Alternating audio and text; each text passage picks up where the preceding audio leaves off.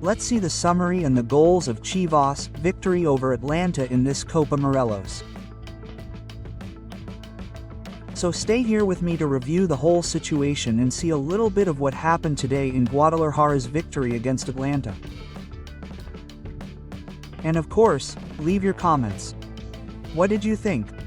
Put them down below. I'm Jesus Bernal and I thank you all for your attention. Thank you very much for being here with me and stay to see the summary and the goals. As you know, Caliente MX, 1,000 pesos as a gift for all of you. By clicking on the link that I put below in the fixed comment, click it and boom, 1,000 pesos as a gift for you to use as you wish and give Chivas a little money, 1,000 pesos free on Caliente MX, by clicking on the link below in the fixed comment. So without further ado, let's start this video with the latest news on Chivas.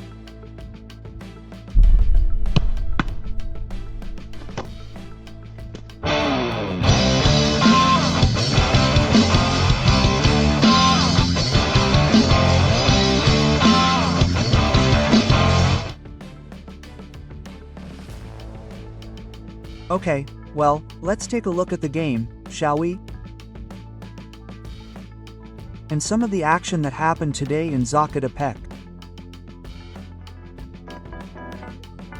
Well, the game was starting. Here we see the teams starting, right? With Chivas, who we'll see in more detail later, but they practically repeated the team that defeated the Tapatio team, right? In this duel against Atlante. It seems to me that Chivas dominated the game from start to finish. And here we see Daniel Aguirre's goal, something I mentioned, right? Since he's a central defender, he has the ability to move forward. And here he scores. It's an own goal in the end, but it's a valid one, right? The goal is valid for the Chivas team, taking advantage of the breakaway and the serve that the Atlante defender ends up pushing into the back of the net. If not, well, Bilka was already there with everything he had to score. The truth is that Chivas didn't suffer that much in that regard. Oscar Wally had a few interventions where he had to appear, but it's not like he was besieged by the Atlantista squad. Well, it seems to me that this is one of the most important that the Spanish Mexico had. Now we're going to see the shot, but I think that coach Gabriel Milito holds up a bit, right?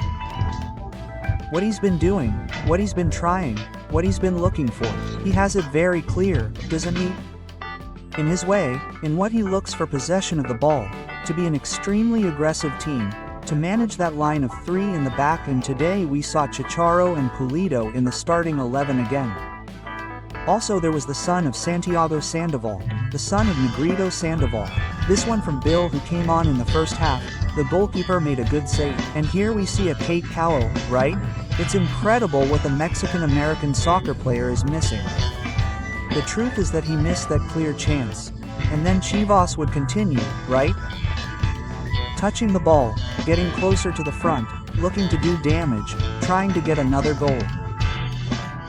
Here's another move by Cone that the goalkeeper holds perfectly and Gabino, the Atlante goalkeeper, saves it. And then there would be another one, this one by Armando, I think it's Armando the Ant Gonzalez, who manages to get away and then the shot ends up being stopped by the Atlante goalkeeper. So Chivas is going to the final against the Leon team.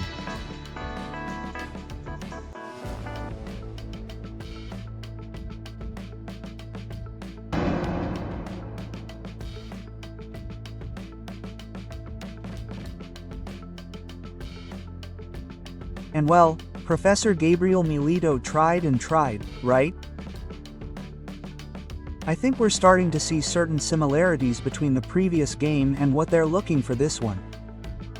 I'm not going to bother explaining. Tomorrow I'll prepare a video explaining what I saw today, but yes, regarding some names that are starting to come up again, and obviously the fact that they're starting to come up again tells you about the confidence Chivas has in these players, right? Let's finish the lineup that Chivas came out with today. Oscar Wally in goal, Mozo, Daniel Aguirre, Romo Tapias, and Gomez didn't change him. They were exactly the same ones that played in Colima.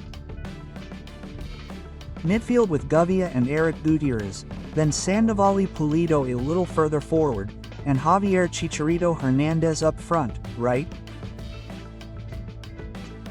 That was the formation.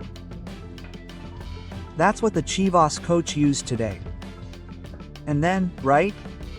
All the modifications came, all the changes came. Kate Cowell came on, Oso Gonzalez came on, Tunal came on for Chicharo who injured his nose, and Oso came on for Gavia who got hurt.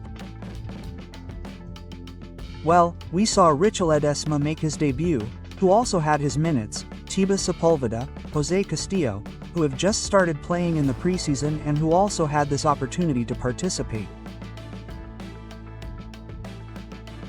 So, well, the coach was doing his job of giving all the players he had available time to play, right?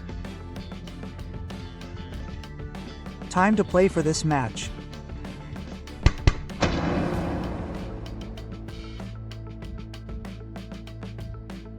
What's next? What's next for the Chivas team?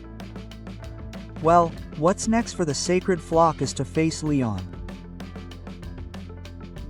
The Leon squad defeated Cruz Azul today in this same tournament in the preliminary match, let's say. The Emerald squad beat the team from La Maquina 2-1 and with that, they're in the final. So Chivas' rival will now be the Leon team. The match will be next day, Sunday, if I remember correctly, at 5 in the afternoon. I'll confirm this later, but I don't remember correctly. The match will be at 5 p.m. next Sunday between Chivas and Leon. The winner will take the Morelos Cup, but that's the least of it, right? I think the important thing here is that the players continue to gain momentum, continue to be consistent, and that the team performs better and better.